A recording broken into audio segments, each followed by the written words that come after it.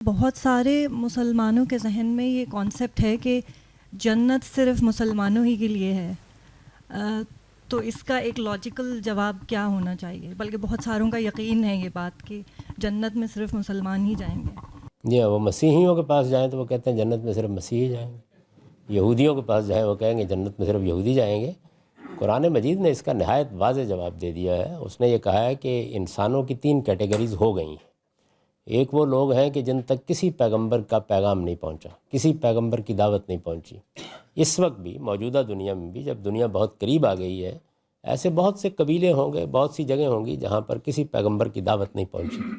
اللہ تعالیٰ سورہ اعراف میں یہ کہتے ہیں کہ میں نے 2 چیزیں انسان کو اس کی پیدائش کے ساتھ دے دی ہیں۔ ایک اپنا شعور، نام اس کا کوئی بھی رکھ لے وہ، دوسرے موریلٹی کا شعور، یعنی اچھائی اور برائی کا شعور۔ تو جتنے لوگوں تک خدا کے پیغمبروں کا پیغام یا میسج نہیں پہنچا، ان سے صرف یہ 2 باتوں پر سوال ہوگا۔ یہ واضح کر دیا قرآن مجید نے، بلکہ یہ کہہ کے واضح کر دیا ہے کہ یہ میں نے اس لیے اندر شعور رکھ دیا تھا کہ کوئی قیامت کے دن مجھ سے یہ نہ کہے کہ ہماری طرف تو کوئی پیغمبر نہیں آیا تھا، ہم تک تو خدا کے پیغمبروں کی کوئی دعوت نہیں پہنچی۔ تو ایک کیٹیگری یہ ہے۔ اب بھی دنیا میں بہت سے لوگ ہوں گے، ان میں سے جو لوگ ان دونوں معیارات پر پورے اتریں گے وہ ضرور جنت میں جائیں گے، اس لیے کہ ان سے سوال ہی 2 پوچھے جانے ہیں۔ دوسری کیٹیگری ان قوموں کی ہے جن کی طرف پیغمبر آئے، جیسے یہود ہیں، جیسے نصارہ ہیں، جیسے ہم مسلمان ہیں۔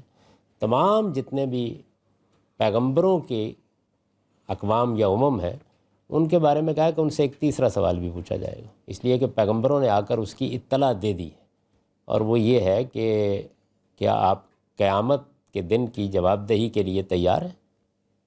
تو قیامت کے دن کی جواب دہی کے احساس کے ساتھ زندگی بسر کرنا، یہ چونکہ پیغمبروں نے آ کے بتا دیا ہے، تو ان قوموں سے یہ تیسرا سوال بھی ہوگا۔ اور جن تک محمد الرسول اللہ صلی اللہ علیہ وسلم کی دعوت پہنچ گئی، پیغام پہنچ گیا، میسج پہنچ گیا، ان پر واضح ہو گیا کہ آپ اللہ کے رسول ہیں، ان سے محمد الرسول اللہ کے بارے میں پوچھا جائے گا۔ تو یہ 3 کیٹیگریز۔ تو اللہ تعالیٰ نے اس کو مسلمان غیر مسلمان میں تقسیم نہیں کیا، ایسے بیان کیا۔